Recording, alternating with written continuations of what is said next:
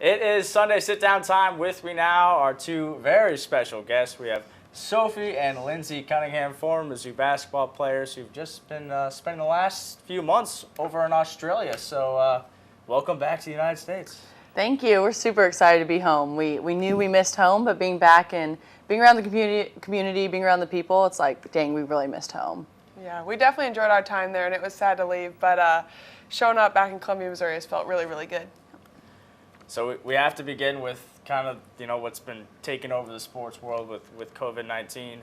Sophie, first off, the WNBA, have you been in any contact with the Mercury? Are they giving you any guidance about the season or anything? There's been a few emails floating around, and I actually got one this morning, and they're going to make some major decisions because a lot of WNBA people have to go overseas to, make more money, and so a lot of people are actually trapped over there, and it's in those countries that they might bring it back. So still up in the air. I would love to spend a little more time here in Columbia, Missouri, so I wouldn't be mad, but also need to, go to work and get paid. So we'll see. Lindsay, any differences over there versus the United States? I know things are rapidly changing, but just with everyday life? Yeah, in regards to the COVID-19? Yeah, so it was definitely talked about, and obviously I think even just the last couple of days we've seen in the sports world just the way that it's taken over, but we are still kind of there. There was just a couple cases confirmed while we were there in Australia. I think our biggest concern was traveling home and making sure that we took all precautions necessary. We had our Clorox wipes wiping down our plane, every plane we got on, so you can tell the airports are definitely taking precaution with all of that, but it's definitely nothing to mess with, I guess. So. Well, the Mizzou women's basketball team didn't make the NCAA tournament this year, but you guys know what that's like to go there. If you were a player, what would you be thinking? I got some praise, a little bit of backlash about my tweet because honestly, the sports world, it's the fans make the environment, and it brings you to a whole nother level of competition. It brings out, I know, my competitiveness more, and it makes it more fun. Like, you want to get the crowd into it. It's an entertainment. It is an entertainment business, and I think when you don't have that sixth man, that it's a scrimmage. It's kind of pointless. And so I think if you're not going to allow fans, then yeah, cancel it. But that's also, if I was a senior and they canceled it, that's a whole other issue. And so it is a difficult decision, and I get it's not easy, but I think if you can't have fans, then there really is no reason to play. So. Yeah, a little bit maybe more the voice of reason here, but no, I get it. I think absolutely March Madness, that's what it's all about. Like, without the fans in the crowd, I'm not sure that we'd see much of the craziness that we typically see in March. But with so much interaction, I think obviously the NBA taking the pause that they are, I think it's kind of goes to show the importance of all of this. So at the end of the day, you want to take care and be safe with everybody, but as athletes, that's definitely as a competitor, what makes it. Yeah. I think you need the fans, so we'll see. Well, as of now, Misha says that there will be fans, a limited amount, 150 people from each school get wristbands. The Rockbridge girls basketball team is moving on. Are you happy with that decision, that they still get to compete for a title? I mean, I think so. We got to watch him. We have a cousin on team, Mary Permis, and so being home and being able to watch her and them continue to play, it was huge and it was a lot of fun. But I think if they can play and they allow those fans, then the Cunningham clan will be rowdy. So I think it'll be all right. 150 is all right. So.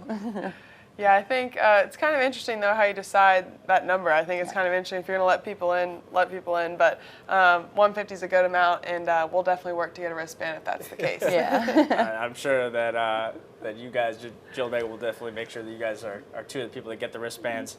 Let's see. Just living in Australia, what was that like? What were the differences? Was it something surprise you? Maybe are there koalas just running around, or what's that like? You can take it. Well, I did see koalas, but just at a sanctuary. So they're not where we lived. We live more down south, and they're more up north. But obviously the fires this year definitely impacted those little guys. But I think just the day-to-day life, it really was so different. And we absolutely loved it. I feel like my eyes have been opened to a whole other world living there in Australia. The people are just so friendly. The lifestyle is laid back. Australians themselves will say we're lazy, we're laid back, and we fit in just fine. So I think the thing that I took away the most was kind of their approach to work. Their job is what they do from 8 to 5, and come 5 o'clock, like work is done and over, and they go enjoy their evenings. So definitely goes to show there can be a little bit better of a balance there, but we really enjoyed our time, and the people were just phenomenal. Yeah, just kind of copy everything she said, but I just think the people there reminded us a lot of people back here. Everyone was very friendly, over the top friendly, very chill. We lived 5 minutes from the beach, and so you can't really complain too much. But I will say with those fires, there were a couple of times when I had practice, and you couldn't see the other end of the, like you couldn't see the other basket. And so when you're living in it, you're like, oh, we're okay. But looking back, it was like, we're probably going to get a call in a couple of years. If you lived in the fires of, 2020, you're going to get $1 million. So, we're kind of waiting on that call. So, that's what we're waiting on. But it was such a great experience. It was such basketball-wise, it was a great opportunity for me to go there for my first year. And it was beautiful. I'll say if anyone gets the chance to go to Australia, totally take it and enjoy and be chill down there. So.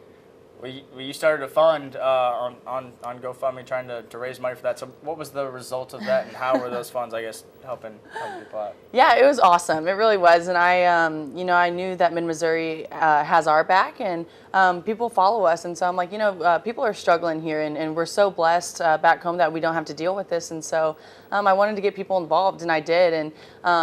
And it helped actually quite a bit. And they're like, why would you do this? You're, American. And I'm like, I want to give. I want to help. And so I did that. But what kind of was bad was I was like, every 3 I make, I'll donate. And by that part of the season, I was making all my buckets of layups, and I couldn't make a 3. But so I still donated, but I kind of jinxed myself or something. But at least I helped the people down there, so it worked out. Well, Lindsay, I was talking to your mom. She said that you were playing some basketball in Australia too. So is it retired? Are you not? You're getting back in the game? No. There is so the league that goes opposite the league that Sophie was in. She's in the WNBL, then the NBL 1. So the girls in their off season typically play in that NBL 1 league, and so they were starting their preseason, and the majority of their girls were still playing with WNBL. So her assistant coach is an NBL 1 coach, and asked me to come train with the girls, and I still got to get back in shape, but it was so much fun. I really looked forward to my Tuesday and Thursday practices because it's a tough transition, going from living it every single day and it being your whole life for 20 years, and then all of a sudden one day you hang them up and it's kind of over. So I really enjoyed it. And she was coming home, rub my feet, rub my back, I'm sore. And I'm like, girl, no, but it was real fun. Yeah. And she still has it. She still has a shot, great passes. So for me, it was still really cool to go and watch her play. So I enjoyed that too. Any chance of you pitching the Mercury getting Lindsay? I'm trying, but she has to do her part. So we'll see. But she really did. I mean, she could still play if she wanted to, which I think is so cool. She's been out of the game for three years. So to see her still be able to do that, I'm like, girl, go play. Go make some money over there. So we'll see what happens. Coach P always says it's like riding a bike. Obviously a disappointment. Coach mentioned several times, so she mentioned you and the fact that you were such a voice and a leader, and it was just kind of too hard to overcome. What's it going to take? Obviously there's bright spots with Haley Frank and Asia Blackwell specifically, but what was your kind of take on the season and where they can go from here? Yeah, being over in Australia, there's a huge time difference, and so it was really hard to watch games. But when we did, we would stay up pretty late, or our parents would stay up late, and we would just be watching it over FaceTime. And so I think we only got to catch 2 games, and I know it was a disappointing season, but I think there's a lot of things behind the scenes going on. But you know what? I also think that this team has a bright future if they can get those pieces together. And we were over there at Mizzou yesterday just talking, and I'm going to start helping mentor, Haley Frank. And I think she and Asia are really bright stars for Mizzou basketball, and I'm really excited for them. It was a disappointing season, but I think that this community should not lose hope in this team because they have a very good freshman class. They have great people who couldn't play because of transfers this next year. Is going to be really fun, and so I do know that people were a little disappointed in this year, and it's sad. I mean, when you only win 9 games, it's hard. It's a grind. It's not fun. You can't really celebrate because it is hard. But I do think that this next year is going to be bright for Mizzou women's basketball. Well, I think having 2 all-SEC freshmen on the team is definitely going to propel them, and recruits coming in as well. The WNBA this year, assuming that there's going to be a WNBA this year, it's sad that we have to even say that. you know, I think a lot of Mid-Missourians, even me especially, watching the Mercury play, we're so used to you taking over the game, and we're like, put Sophie in. Why is Sophie not in the game? So I guess, is that you think that'll change this year? And how did you deal with, you know, for the first time in your life, not being, you know, the big player? Yeah.